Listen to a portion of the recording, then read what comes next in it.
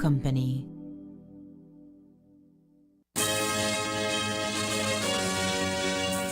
Tonight on CTV3 News, Belize public sector unions and government engage in critical wage negotiations. With a proposal on the table, Belize National Teachers Union threatens strike over unaddressed salary concerns. Caribbean Court of Justice denies William Danny Mason's attempt to extend appeal time in Pastor Lucas' murder case. And Shine Barrow is at it again. He initiates legal challenge against CDC and the Office of the Attorney General. These are some of the stories we have for you tonight in our newscast for Wednesday, May 14, 2025.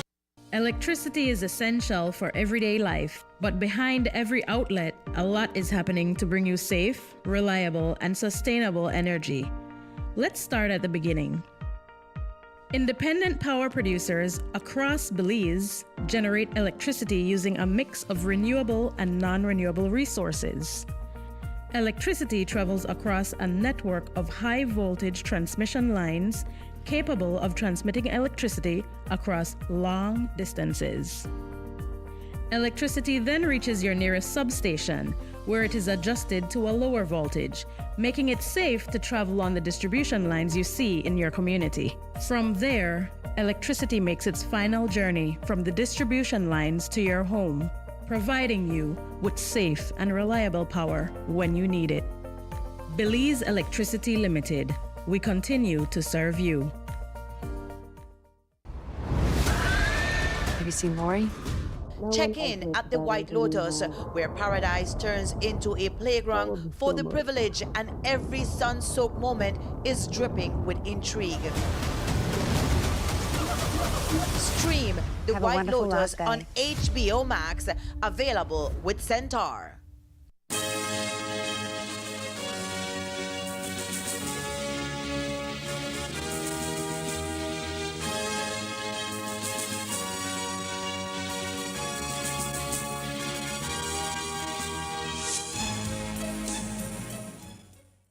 Good evening with your news, also simulcast on Fiesta FM 106.7. I am Joanna Rodriguez.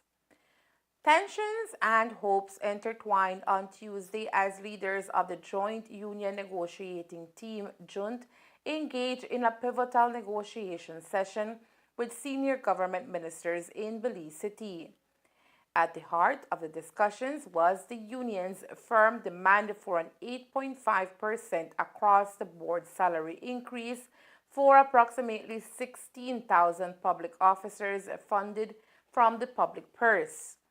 However, government has expressed reservations about the financial implications of the union's proposal, noting that the current public sector wage bill stands at approximately $700 million annually. An 8.5% increase would translate into an additional $63 million annually, a substantial figure considering the government's fiscal constraints. But for the unions representing teachers, public service workers, and other government employees, their members deserve a significant pay raise to match the rising cost of living and to acknowledge their ongoing contributions. Yesterday, after hours of negotiations, officials, while being candid about the outcome of the meeting, did say the ambience was positive and respectful.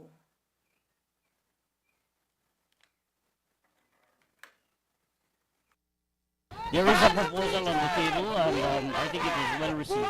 Why is it that they had to come to this point where teachers had to demonstrate and the unions had to demonstrate for you all to come to the table and think seriously about their demands? I don't think that it is because they demonstrated. We certainly had taken into account those concerns, and it was just a matter of time. Sir, how is the government considering you're going to make the provisions to meet this proposal? Will they get the 8.5%? I do not want to speak to the specifics because we do have a proposal. We need to go back to cabinet, and thereafter we'll be able to speak to you on the specifics. We do understand the concerns the teachers and public servants have. We all recognize that there is inflation, the cost of living has gone up, and at the end of the day, it's a matter of sitting at the table and working it out together. According to Deputy Prime Minister Cordell Hyde, the team was able to address key issues at length and reach a certain level of understanding. However, the process of deliberation continues. Of course, these things are subject to agreement of Cabinet One and agreement of the membership of the unions. But I thought we had a good meeting, as we usually do, very constructive, very serious, very frank, but very respectful. Will the teachers get their 8.5% increase? What we're hearing from the Prime Minister is that it's almost impossible. No, we had a very good meeting. I'm at liberty to say we had a very good meeting, a very constructive meeting, a very productive meeting. We have a proposal, and but we don't want to prejudice that. The union leaders have to take it back to their membership. We have to take it to cabinet. So in short order, I think we will hopefully have a framework that will work for everybody. Is the attempt to prevent strike action and a shutdown, a 2-day shutdown? We don't look at it that way. We've had a real partnership with the unions over a period of time because, as I always say, man, this is a partnership, this is a team effort. All the success of this country is based on this partnership, is based on this team effort. When they win, we win, and when we win, they win. It should never be a situation where what is good for the unions is bad for the government, or what is good for the government is bad for the unions. That should never be. And so we went into this meeting understanding that we found a way in the past, in the darkest of times, and it's about finding a way again. And I think we took enough time and we went there with the kind of spirit that we've always had. shared interest, mutual respect, and we worked until I think we have the framework of something that can work.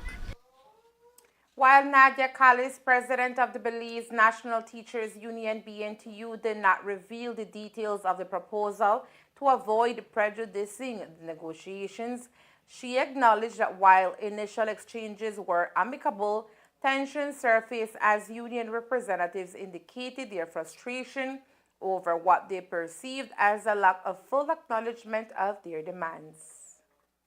And so we had to let them know that, well, for me, I have a mandate for strike. And I had to let them know, as of today, I'm sending out what I need to send out. And we all had to caucus after that. Because BNTU, the members don't want to hear anything other than their demands.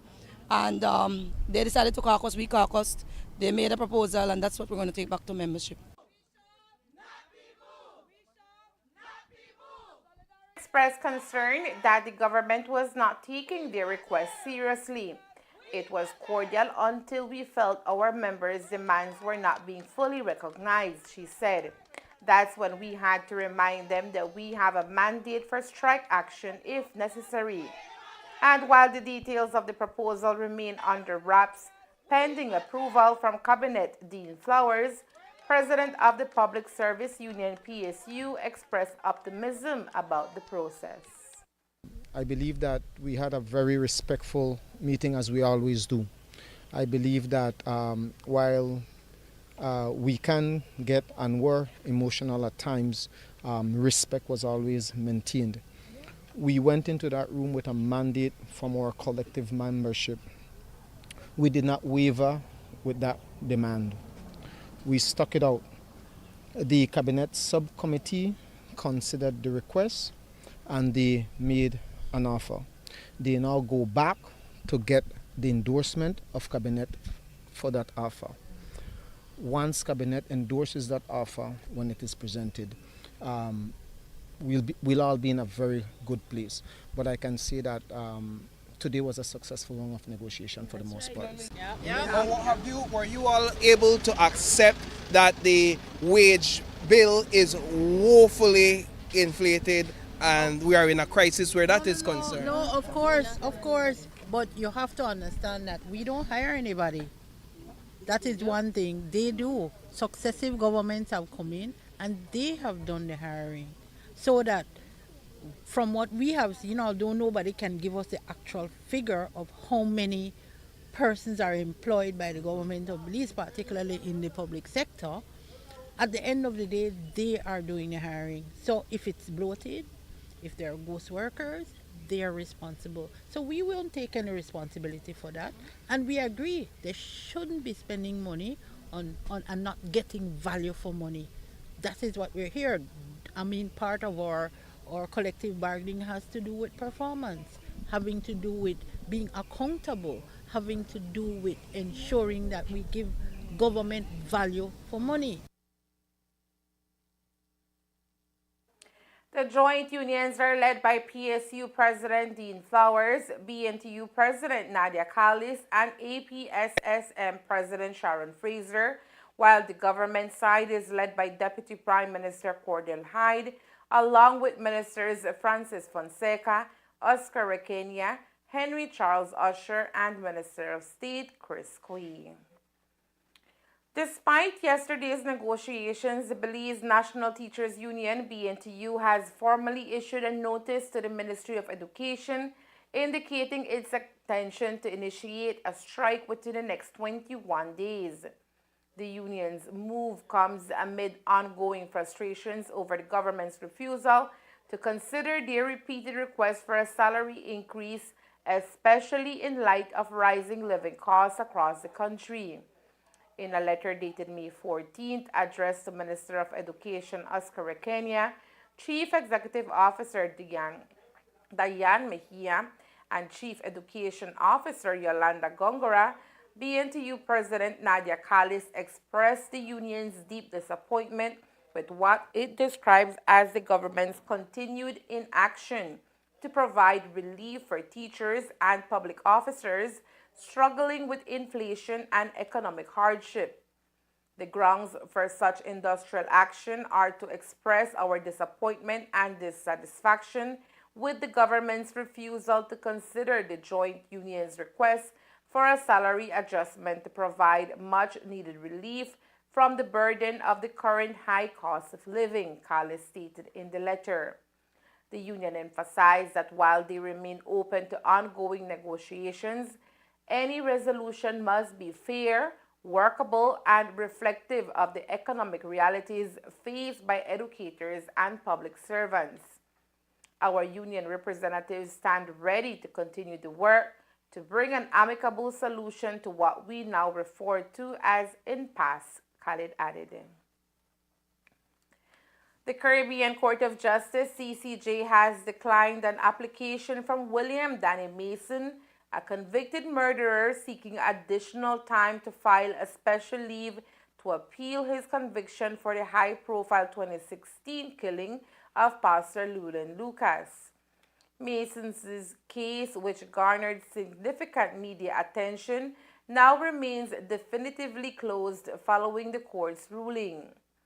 Mason, along with 4 co-defendants, was convicted on July 18, 2016 for the brutal murder of Pastor Lucas.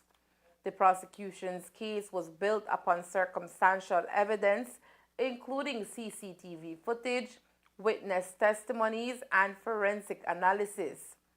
Mason's appeal to the Belize Court of Appeal was dismissed on July 11, 2024. The timeline issue arose when Mason's legal team failed to submit an application to the CCJ within the required period after the Court of Appeal's ruling. The delay was attributed to the illness of Mason's original attorney, who was hospitalized during the critical period. Subsequently, Mason retained new legal counsel based in Trinidad and Tobago, who filed the application 117 days after the deadline. While the CCJ acknowledged the reasons for the late filing, highlighting the attorney's hospitalization, the logistical difficulties posed by Mason's incarceration, and the overseas location of his new legal team, the court ultimately concluded that Mason's proposed appeal lacked a substantial chance of success. The court examined Mason's new grounds, which questioned the circumstantial evidence, the weight assigned to certain prosecution materials, and introduced a fresh argument related to double jeopardy. The CCJ emphasized that the double jeopardy claim was not raised during previous proceedings and would only be considered under exceptional circumstances. The court found no evidence suggesting a miscarriage of justice or any significant legal point of public importance that would warrant further review. As a result of the court's decision, Mason's conviction and life sentence for Pastor Lucas's murder remain in effect. The ruling underscores the court's stance on procedural timelines and the limited scope for appeals based on late filings, especially when the proposed grounds lack a strong legal foundation. The number of persons officially detained under the ongoing state of emergency, which was implemented in areas of Belize and the Cayo districts, is now close to 50, as police continue their sweep in these areas. Commissioner of Police Dr. Richard Rosado today gave an update on the operations, which he treated was necessitated due to a major rise in violent crimes, which had been linked to ongoing gang feuds. This process, according to Campo Rosado, is a crucial part of a 3-step approach which the department has undertaken to help reduce gang-related activity. Like I mentioned, after the death of Brandon Baptist, the threat level was high. And with the shooting of Rojas, it went to a critical level.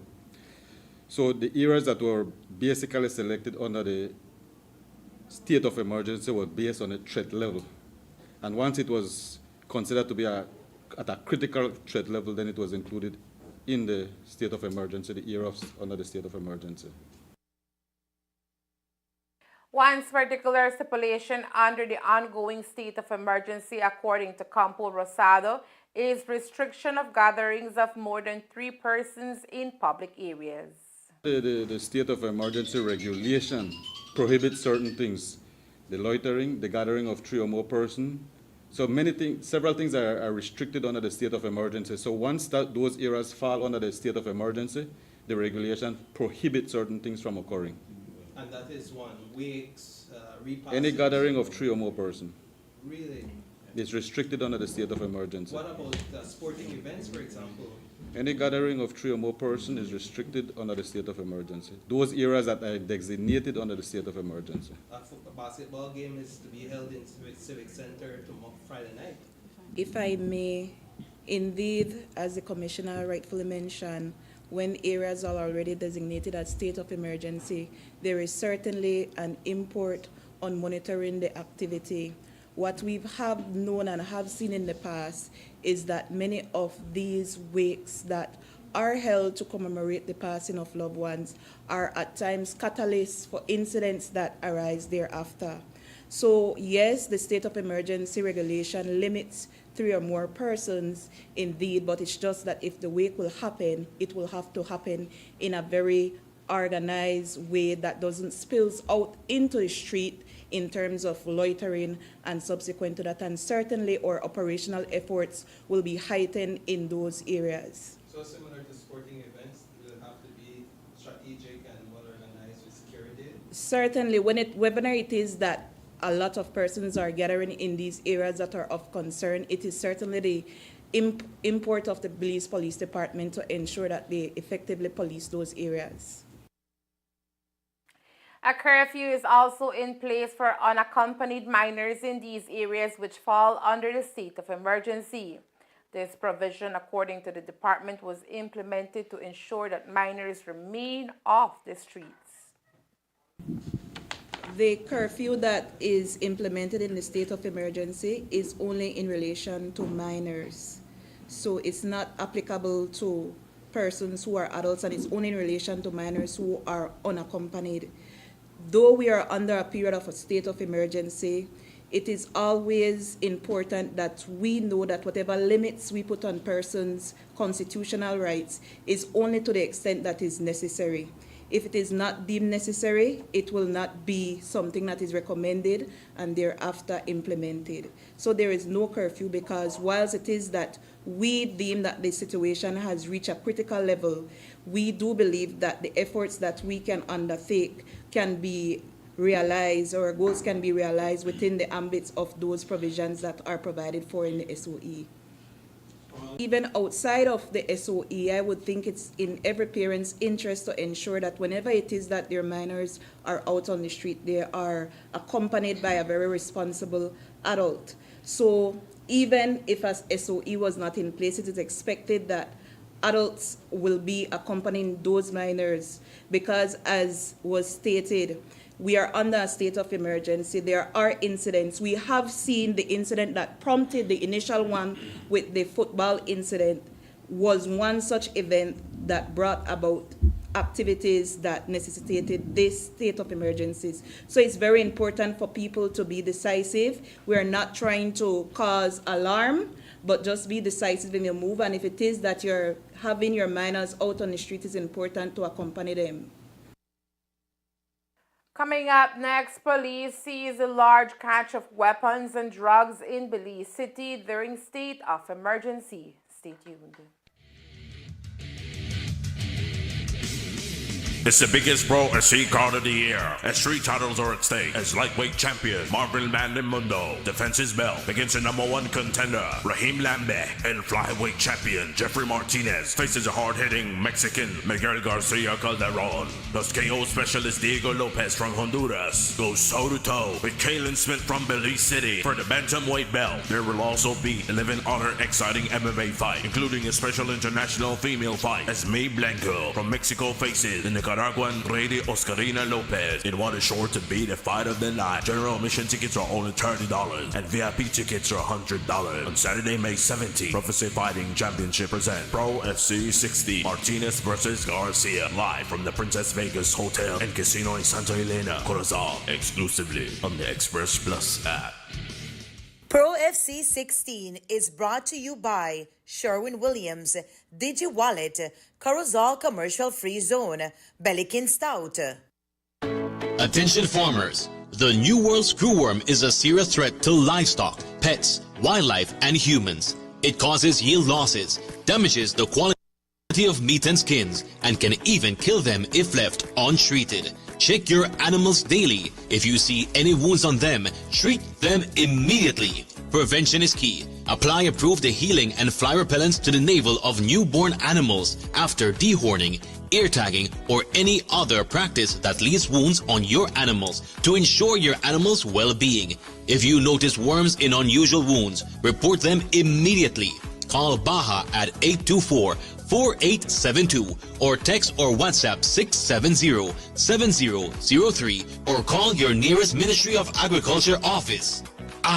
And don't forget, never transport or receive animals with injuries. Together, we will prevent the spread of this dangerous disease. This message was brought to you by Baja, OIRSA, AICA, USDA, and the Ministry of Agriculture, Food Security, and Enterprise. Prime Minister Honorable John Briceño held a high-level call with the newly inaugurated President of Mexico, Her Excellency Claudia Sheinbaum, focusing on strengthening economic, infrastructural, and bilateral ties between the neighboring countries. Among the top agenda items were expanded market access for Belizean cattle and coconuts, initiatives that would boost local agriculture and open new trade corridors into Mexico. The leaders also discussed the proposed extension of the Tren Maya into Belize, a transformative rail project that could significantly improve regional connectivity and tourism. Another highlight of the discussion was the Zaragoza Bridge, envisioned to link San Pedro and Burgess Key directly to Quintana Roo, creating a vital transportation and trade link between Belize and Mexico's Caribbean coast. Both sides reaffirmed commitments to maintain electricity supply, strengthen security cooperation, and deepen bilateral relations across multiple sectors. As a next step, Mexico has agreed to send a delegation to Belize for the on-the-ground follow-up discussions. The leaders concluded the call with a shared pledge to meet in person at an appropriate time to formalize agreements and chart a joint path forward for continued regional integration and cooperation.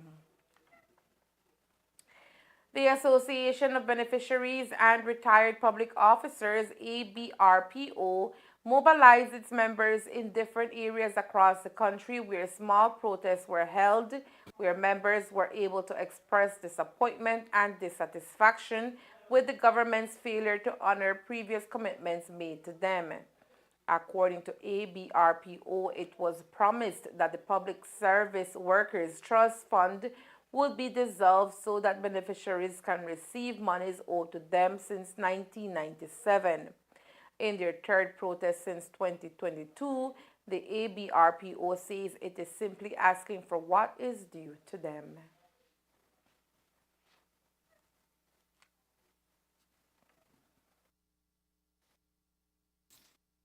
It's an event which is happening countrywide. We've decided on a different format this year. And we think it's best for persons to manifest discuss in the various district towns as well. So it's going to happen. So you will see that in PG, there's going to be a similar kind of demonstration, hopefully with more persons.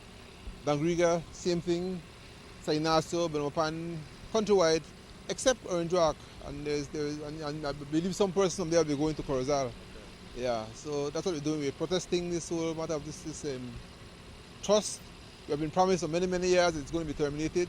And for some reason or the other, government is actually slow walking the whole process. And so we feel that by coming out here, it's going to show them that in fact we are serious about having this trust dissolved so that people can be compensated for what has been owed to them for over 30 years. What do you believe is the hold-up from the government side? I strongly believe that that first of all that they want to do it, but that they are hindered by I believe the unions. They don't want to So in my mind, they don't want to upset the unions. We know that there have been discussions on other matters, like for instance, this matter of the pension reform, where public officers are not going to be asked to pay a contribution towards the pension. And what we know is that there have been threats by the unions that in fact if the government goes through and carries out the trust termination, that they are going to withdraw from those discussions. And so that's one of the reasons why. But I think that there's a general lack of interest, even though the Prime Minister says certain things, that they have actually done certain things, like for instance, they have actually named a protector for the trust. Yeah. Protesters across the country today included retired public officers, teachers, police officers, BDF who form part of the trust and are looking to finally benefit after more than 30 years. If you notice who are out here, we have senior citizens. We are senior government workers, and we are made up of public officers, teachers. I have a teacher next to me, public officers. We have BDF, we have police, we have, I think I saw a judge supporting us. We have other government workers. If I didn't call others, but we have all older persons whose increment was frozen in 1995 to 1997. We were part of the union and we struggled with the government at the time to get something back, because at that time, and even now it's worse, cost of living is going up. So we really need to get the funds that we deserve. And at the time, it was Prime Minister Esquivel, who decided that, okay, I can't give you the fund now, but I'll develop a trust where you all will benefit from the proceeds from shares. For many of the members of the association, their concern is that they will not be around to enjoy the benefits when it is finally made available to them. And it's like, right now the project they have is to go and do backyard gardening. Come on, which of us can bend? Who can stoop?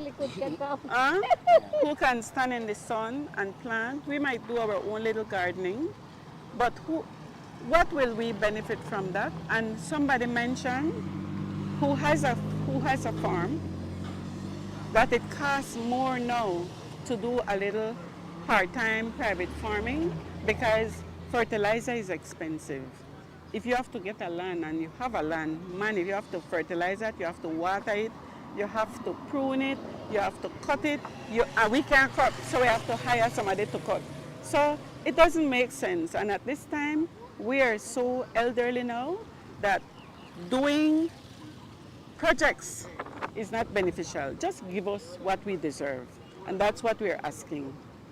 Terminate the trust and give us, and the Prime Minister this current Prime Minister has already agreed that it doesn't make sense. So he has agreed to terminate the trust. He has appointed a protector who will determine how it will go.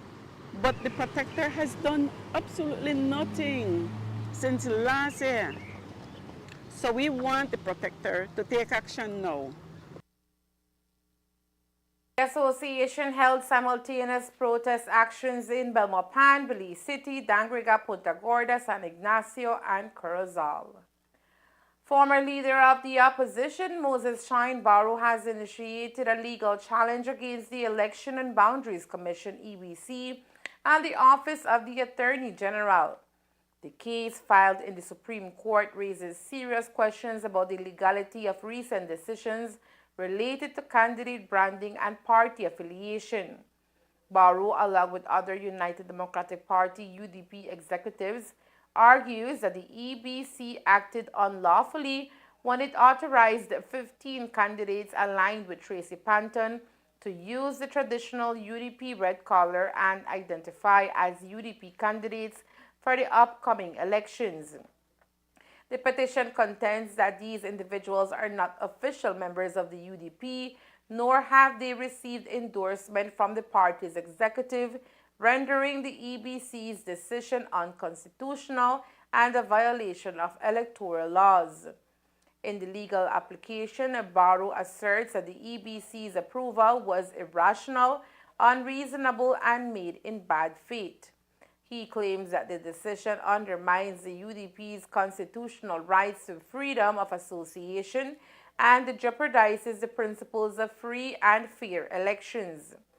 As part of his legal remedies, Barrow is seeking an injunction to prevent the Panton-affiliated candidates from using the UDP's name, colors, and symbols. He also requests a court declaration that the EBC's February 25th decision be declared null and void, along with damages for breach of constitutional rights. While the court has yet to rule, the Attorney General's office has indicated it is seeking a 2-week extension to prepare its response to Barrow's submission. At the top of the newscast, we told you about how many persons have been detained under the ongoing state of emergency. What we did not tell you is that as part of the investigation surrounding the ongoing state of emergency in areas of Belize City, the police department were today able to remove a large stash of illegal weapons and drugs from the streets of the old capital.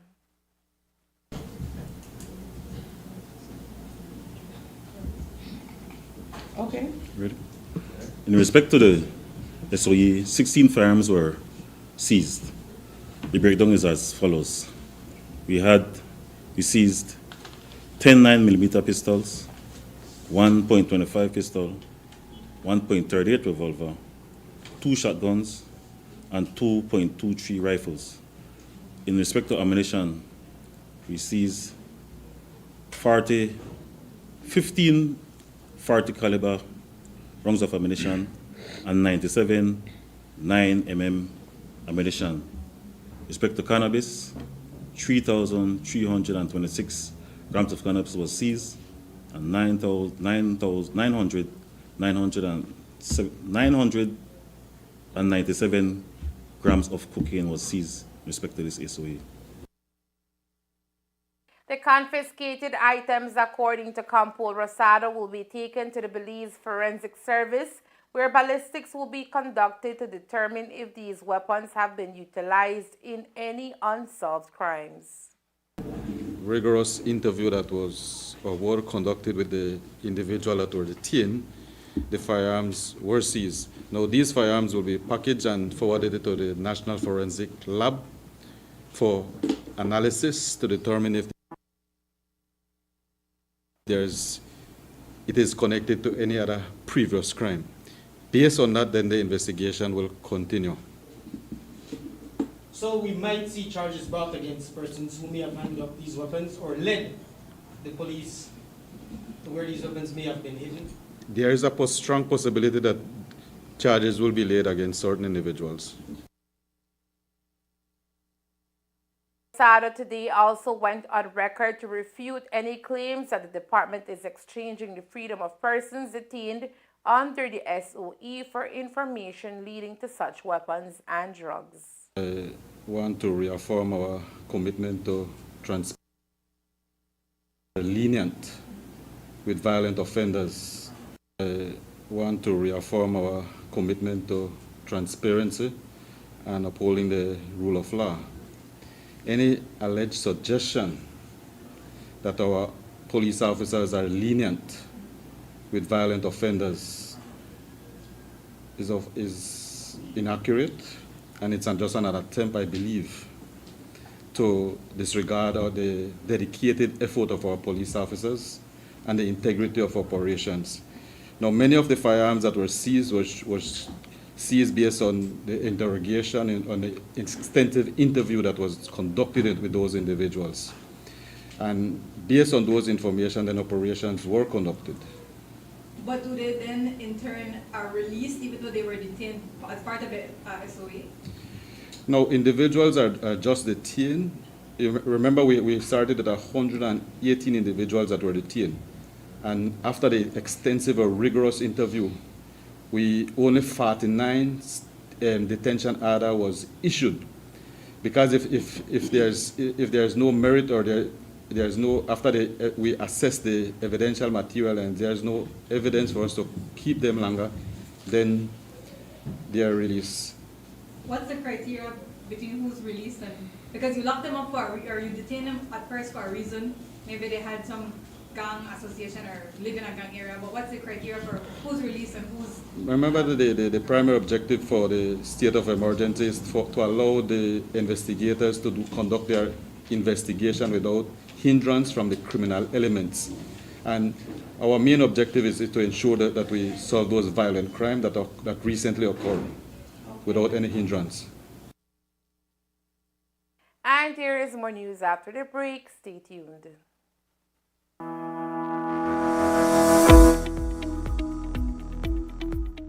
The New World screwworm is a serious threat to livestock, pets, wildlife, and even humans. It begins when a female fly lays her eggs in a wound or mucous membranes of a live, warm-blooded animal. These eggs hatch into larvae that burrow into the flesh and feed on living tissue, causing severe damage if left untreated. Monitoring your animals regularly is key. Check your livestock and pets for any wounds. No matter how small, even something as tiny as a tick bite can attract New World screwworm flies. Clean and treat all wounds immediately. Keep them covered and monitor them for any signs of infection or larvae. Early treatment is critical to stopping screwworm infestations. If you suspect an infestation, notify your local authority, PAHA, BLPA, or the Ministry of Agriculture right away. Quick action can prevent the spread and protect your livestock and community. Together, we can protect our livestock industry by preventing New World screwworm from entering Belize. Stay vigilant, treat wounds, and report any signs to the proper authorities. Stay informed, stay protected.